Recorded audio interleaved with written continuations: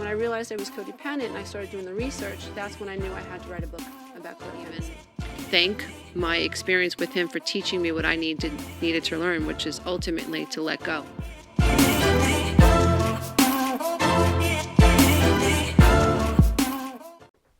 So today, we're going to be talking about the number one thing a narcissist will never ever be able to let go of. If you love this content, please don't forget to subscribe and click the notification bell. This way, every time I upload a new video, you'll be the first to know.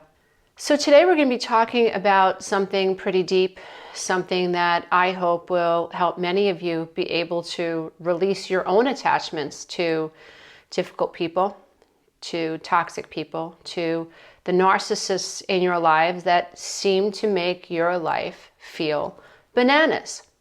Narcissists who use crazy-making communication, who stand there, very self-righteously, what seems like they are full of self-confidence, and they are like unmovable in their perceptions of you, of themselves, and of the world, which can make someone who is healthier, believe it or not, feel a little bit off balance, because healthy people question themselves. Well, am I wrong? Like, am I not seeing this correctly? Could I have been too harsh in my perception? So the ability to be self-analytical is actually a healthy quality. But when you are dealing with somebody who has narcissism or has high narcissistic traits or is just a really toxic person, what you discover is that you're standing there talking to someone who believes that they're a gorilla, right? You're seeing a human being, but imagine you're talking to a human being who believes that they're a gorilla, 100%. And you're like, you're not a gorilla. You shouldn't be acting that way. You have no self-control. You turn furniture over. You're not nice to people. You rage at people. You're not a gorilla. But the person you're speaking to believes that they're a gorilla and they beat their chest. It's maddening. And you think, maybe it's me. Maybe there's something off with the way I perceive reality. So I'm really hoping that this session, talking about the number one thing that really makes a narcissist, fundamentally, and what will prevent their own spiritual growth, spiritually, and what keeps them stuck psychologically, what keeps them rooted to the karmic wheel emotionally, if you will, is this idea that there is one thing that they will never let go of. That one thing is their mind. And so let me explain. Many of us come into this world, well, most of us come into this world not knowing that our mind is subject to environmental factors. That what molds my mind is what I've experienced externally. Not bad news if I have enlightened parents. Not bad news if I come from a community of people that I've been exposed to that are self-loving and love others. Not bad news if I come from a family environment where there is no harsh criticism or judgment. There is constant, secure nurturing. The type of nurturing that I can securely rely on. Even if I bump into a wall, even if I'm full of warts, my community, my mother, my father love me. Children don't come into this world with a sense of self. When you look into a child's eyes, you see wonder, but they're wondering, who am I? Experiences of other, and isn't it interesting that when you think about the word mother, take the M off, you see other. Take the word parent, switch up the words, you get partner. Dig a little deeper and you'll see the word pattern. And so what we have to realize is that mother, other, partners, all of it, it's sort of a reflection of what's happened inside of us or what has not happened inside of us. I come into this world a newborn, not knowing that I have a self, but needing a sense of self. Needing connections to mother, needing connections to father. And not just connections, bonding. Not just bonding, good bonding. Not just bonding, good bonding, healthy attachments, a secure attachment. I see you, Lisa. I hear you. I feel you. I'm there for you. You are enough. You know how I'm teaching you are enough? I respond to your cries lovingly. I make sure that people treat you lovingly. So I'm protecting you from the harshness of this planet called planet Earth. And so now that when I'm developing and growing up, I have this healthy sense of safety and I'm able to explore. I have positive reinforcement that tells me I'm enough. I'm okay. I bumped into a wall. Mommy forgave me. I spilled the milk. No big deal, right? I'm growing up with this sense that I shouldn't sweat the small stuff. The big stuff is that I'm enough and I'm good just because I breathe. Isn't that beautiful? Now, that's great news if that was your experience, but I don't know anybody who has had that experience completely. And that's okay, because what it means is that we have come to transcend the experiences of the mind so that we can experience fulfillment, so that we can become enlightened while still in body. When we transcend the body, we will transcend and we will become the spiritual self completely, if you are someone who believes in that.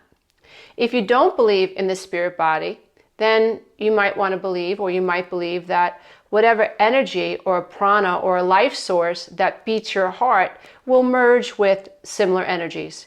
Either way, once you transcend, once your body stops physically working, and you lose the electricity that you need to keep your body animated in the 3D experience, which is energetic in nature, energy manifested is all you really are, is all the earth is. It's all a butterfly is. It's all a narcissist is. Energy manifested through the 3D experience. So what we're trying to do on the path, in our life's path, is to be able to transcend the darkness. The darkness of what? The darkness of mind. What creates darkness? Illusions. How do illusions perpetuate? A veil. One of the things that you've heard me saying over the years that I've been on YouTube and had podcasts and coaching programs is that we have the ability, each and every single one of us has the ability to live below the veil of consciousness or above the veil of consciousness. We can live in the dark or we can live in the light. And I think it's fair and normal to say that the average human being dips in and out of light and darkness because the brain has the default mode network. So when I'm learning something new, I'm more conscious, I'm more in the light zone, right? When I'm activated or inactivated out of consciousness and I'm doing mundane tasks and I'm pulled to drive my car or vacuum the rug or clean or something I've done a million times before, I don't have to stay highly conscious. The default mode network is actually driving my car. Think about it. When you get behind the wheel of a car or when you get on the bike, you're no longer riding that bike and you're no longer driving that car. Your subconscious mind has found the neural pathways and has developed enough neural pathways through habituation to know when to turn your head to look for an oncoming car, know when to take your right foot off the gas and put it on the brake and back on the gas again. You're not consciously choosing those decisions anymore. That's a narcissist. What I'm trying to say is that a narcissist is tied to the mind. Whatever has been habituated is within the narcissist's mind. This is not something that the narcissist is willing to release or let go of.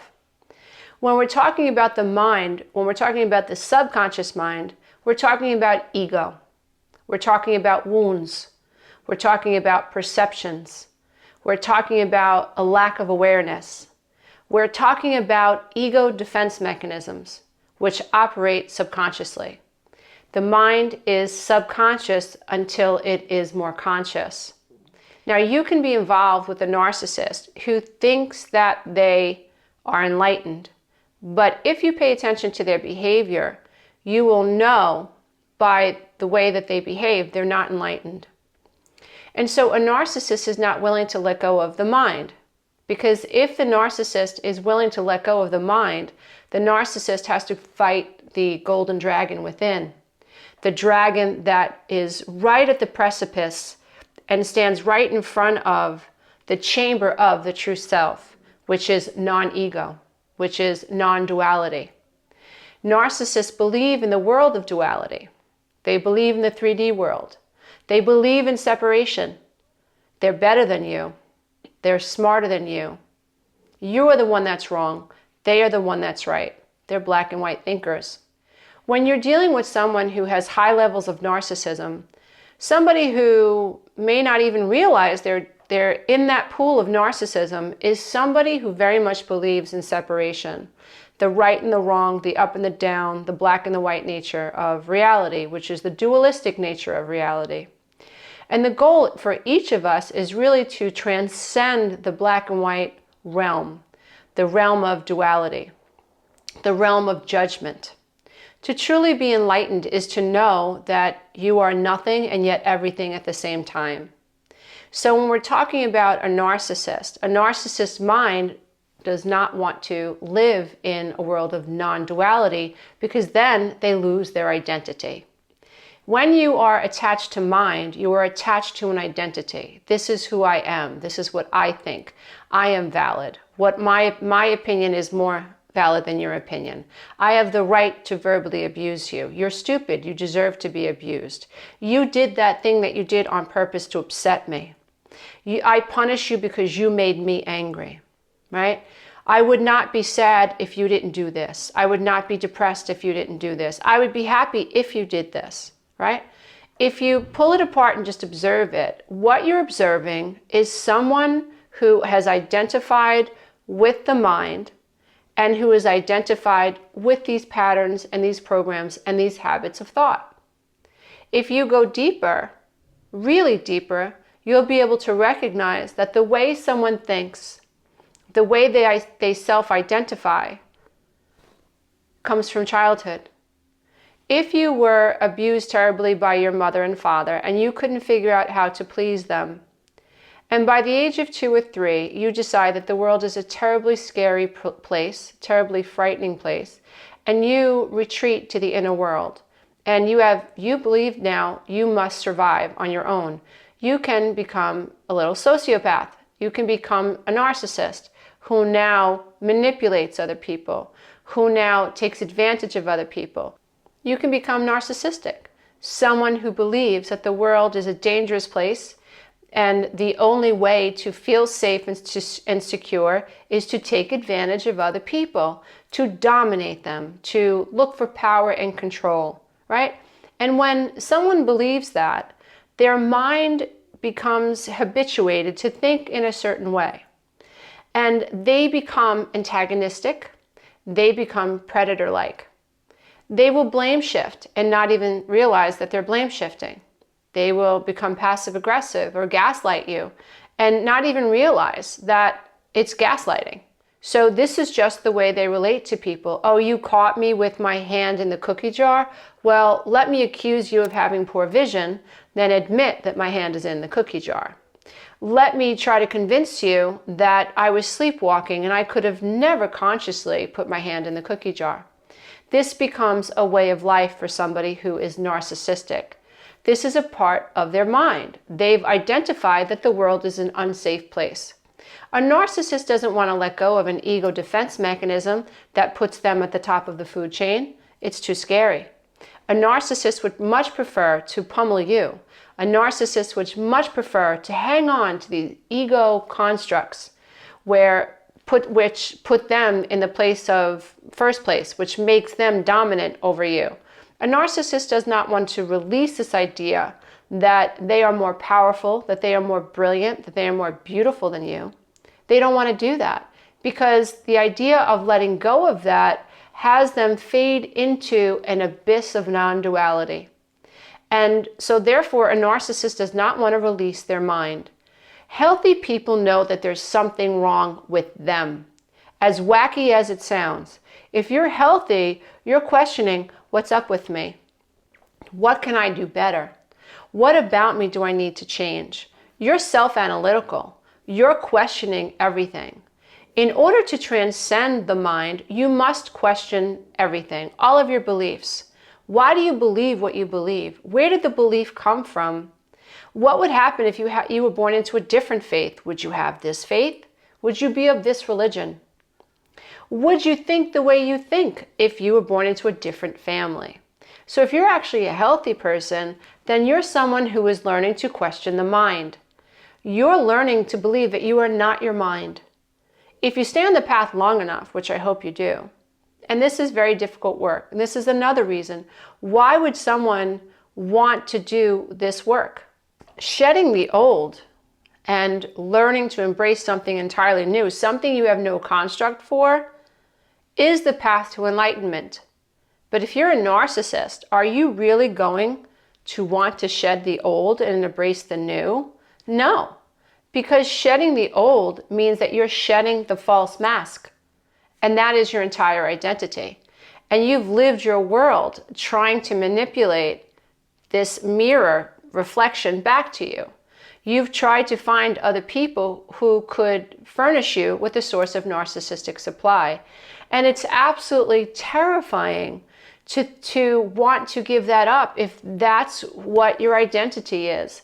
So in order to transcend, a narcissist would have to be able to go within and to relieve himself or herself of the old, release their egoic attachments to these ideas that they're better than everybody else.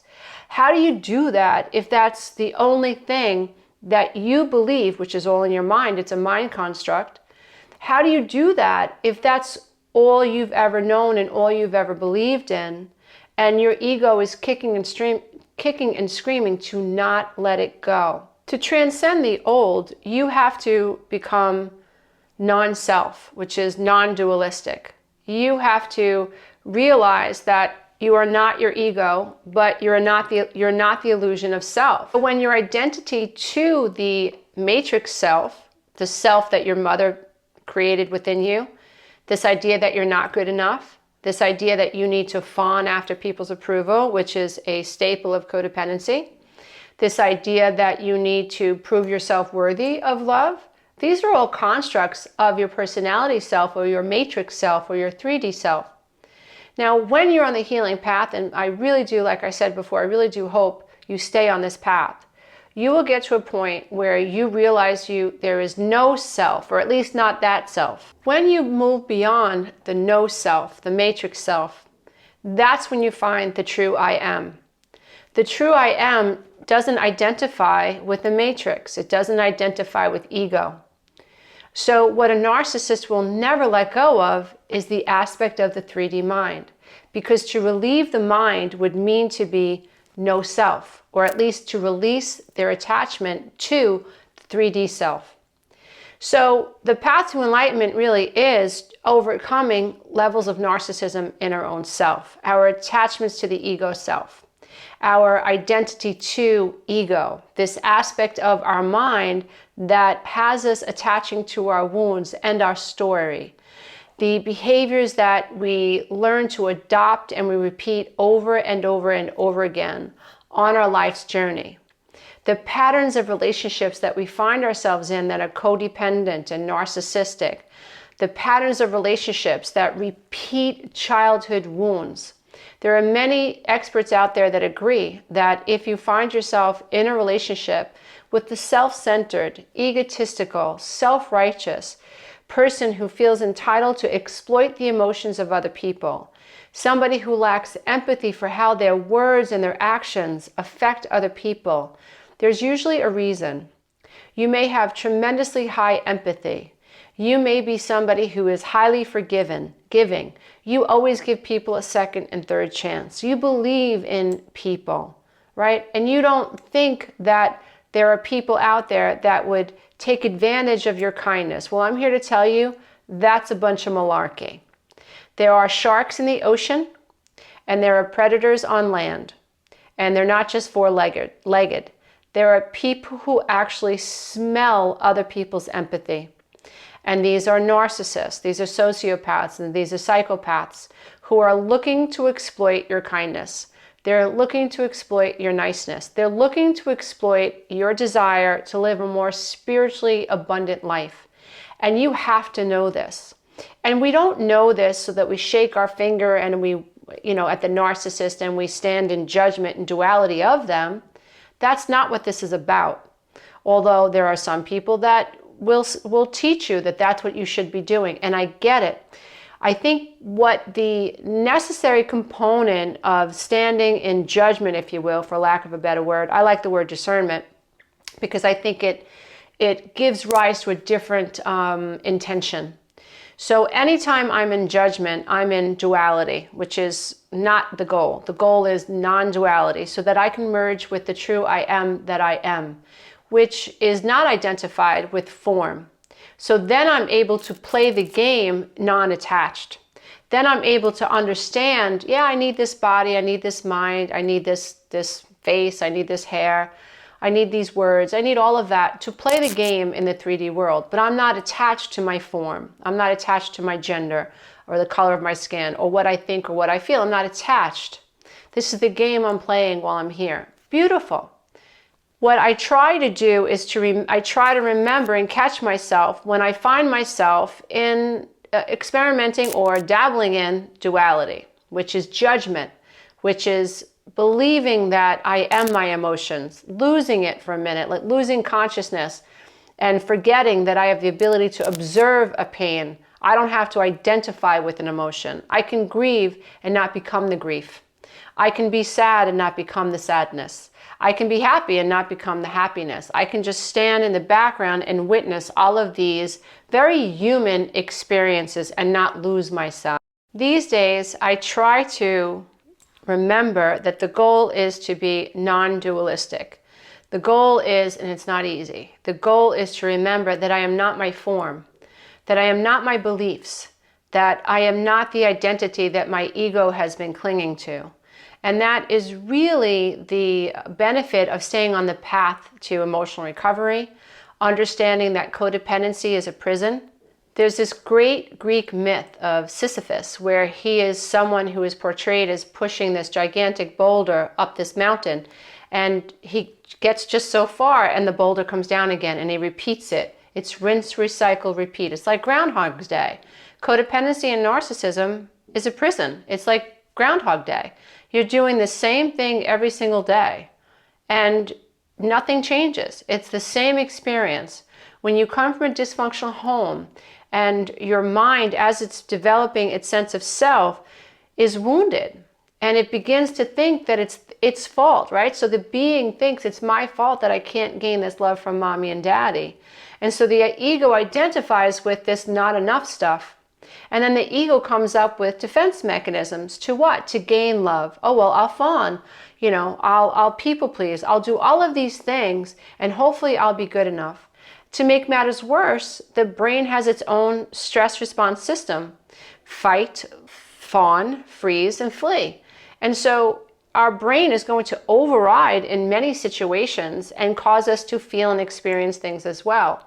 So we have a personality self, we have the brain that's responding to stress, the brain is responding to what we think and what we've identified with.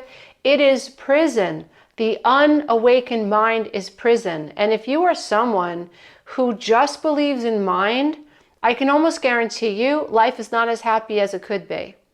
And the joy of not being a narcissist is, wow, I do have the ability to go beyond where a narcissist is willing to go. I am able to go beyond the self. I am able to go into and embrace this idea of non-duality. I am willing to let go of all of my ego constructs. I am willing to let go of my ego. I am willing to fade into the abyss to find my true I am. I am willing to see my brothers and sisters as facets of myself, awakened, unawakened, at different stages of the spiritual path that we're all on, or the path to enlightenment, or the path to awakening our consciousness, right? And so narcissists won't do that. They'll get just so far and then they pull the plug, or they get so far and they still rationalize and they still identify from a self-righteous place why they're better than someone else, or why they're more enlightened than someone else, which is still narcissism, right? When we get to a place where we're able to see others as extensions and mirrors to ourselves, And we are no longer hung up on thinking this person has to do what we think they should do.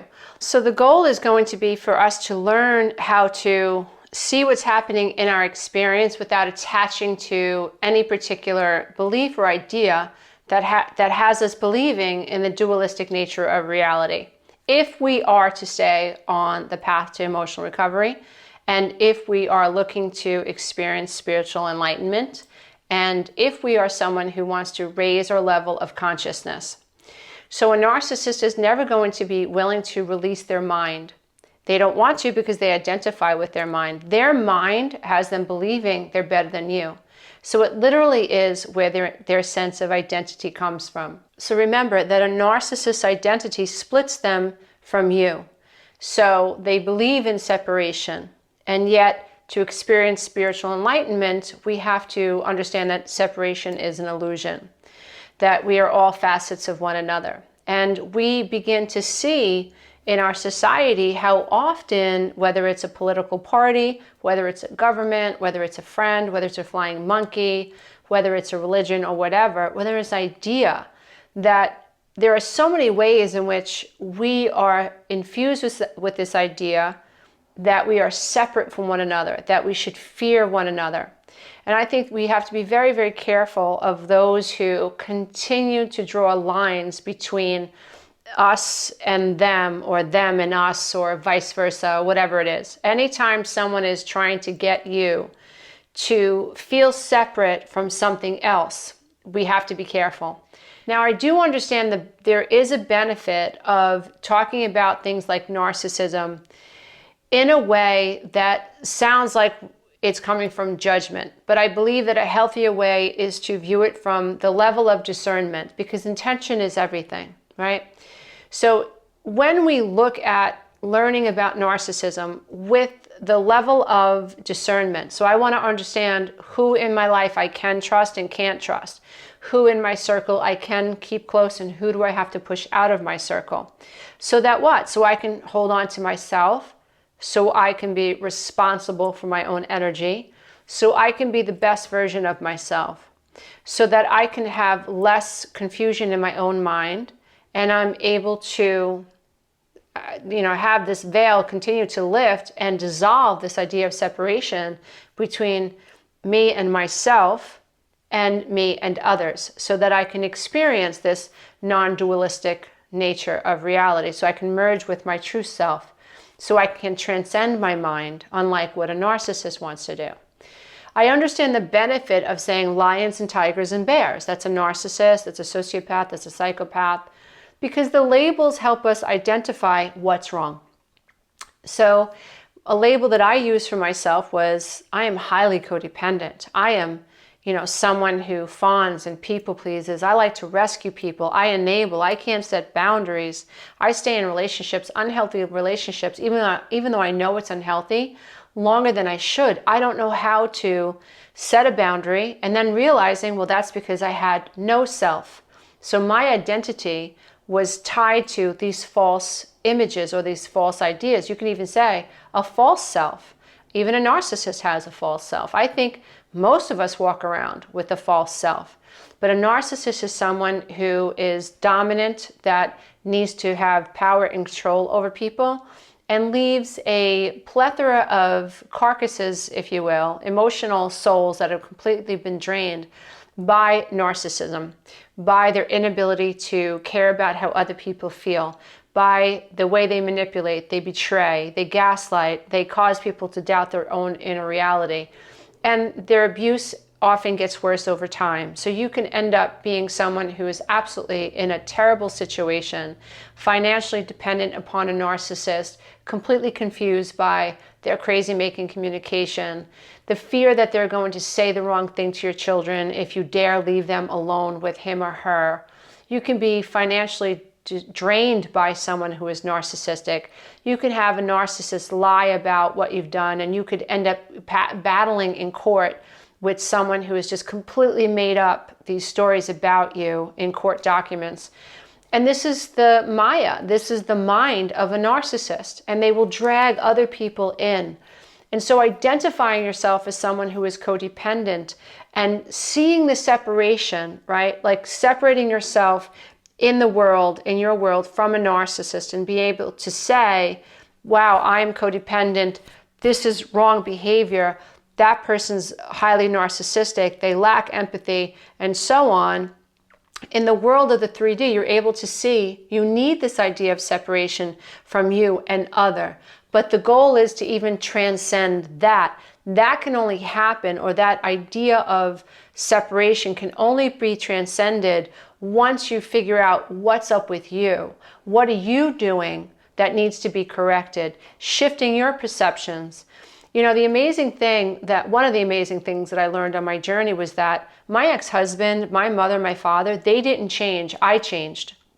So they remain the same people. The people in my life are all the same people. But what shifted was my perception of them. And that shifted when I shifted my perception of self.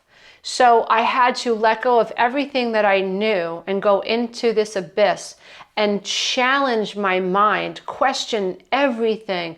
Is that true? Do I have to believe that? Am I nothing? Do I have to cling to relationships? Do I have to be afraid of this person? Do I need him to survive? Do I need my parents' approval? Do I need to do that? Do I need to follow this program? Do I need to do what society says I should do? Do I have to be this single mom or that divorced mom? Like, you know, lions and tigers and bears are mine. Do I have to go to school, get an education, get a bunch of diplomas for me to be able to support my children? Which I did not do, by the way. You know, I was too busy making money. I was too busy working 3 jobs, trying to survive. You know, but all of these things that I had to challenge, was I was challenging my mind, which is what a narcissist doesn't do. A narcissist won't challenge their mind. They won't transcend their mind. They live in their mind. They're attached to their mind. And so if you've ever wondered, am I a narcissist? Ask yourself, am I willing to challenge my mind? Am I willing to be wrong? Am I willing to get out of the prison that is codependency, that is narcissism? Am I like Sisyphus, who keeps rolling this boulder up this hill only to have it roll back down again? Am I doing the same thing over and over and over? Am I living below the veil of consciousness? What does that mean?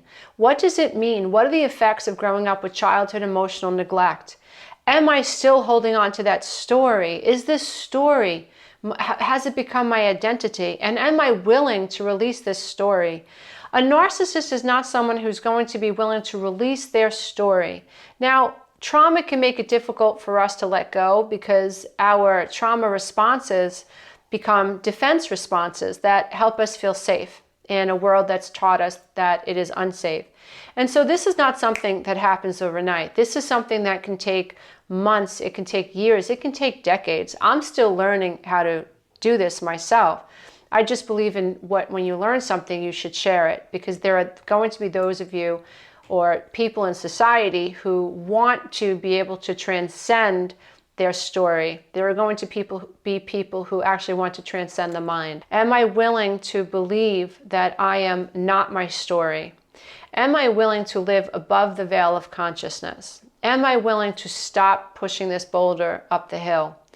Am I willing to just go into a state of non-resistance? Now, when we are in a state of non-resistance, what this means is that we are accepting of everything. It doesn't mean we like everything. It just means that we're learning to understand that if it's happening, it's something that's been already created. And your resistance to that thing is actually going to make that thing persist. In law of attraction language, anything that I am focusing on, I am actually, through the nature of a stream of consciousness, I am bringing focus to that thing.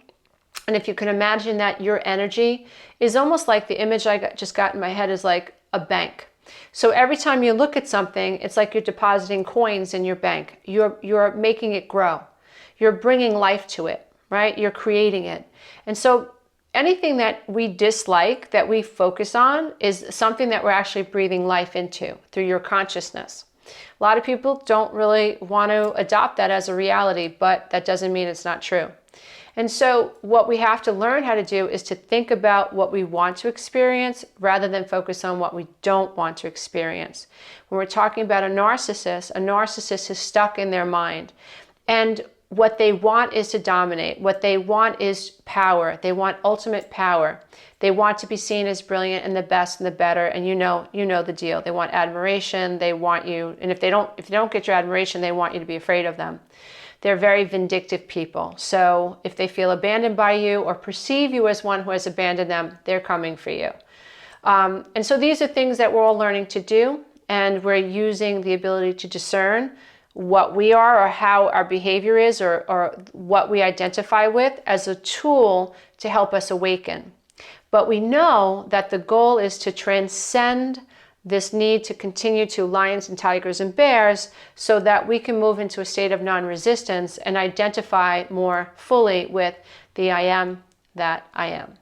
Now, a narcissist isn't going to be able to identify with the I am that I am because that is ultimately the path of enlightenment. And in order to transcend this narcissistic identity, you have to give up the narcissistic identity. You have to give up the mask. You have to put it down. You have to go into the abyss. You have to face your dragons. You have to face all your fears. You have to let them burn off. And you have to allow the false self to die. And you have to emerge the true self. And unfortunately, many narcissists, if not all narcissists, if we're talking about a true narcissist, just isn't willing to let go of their mind. If you'd like to learn more about ideas like this, I suggest that you check out some of my videos on YouTube that have to do with the ego, that have to do with personal development, and have to do with raising your level of consciousness. If you can remember that a narcissist is stuck in the ego, which is the world of the dead, it's the subconscious mind, and you really, really understand that, then you see the benefit of never having to have another argument with someone that you deem narcissistic. Hey, if you love this content, don't forget to check out the next video, and you can go to my website and take the codependency quiz.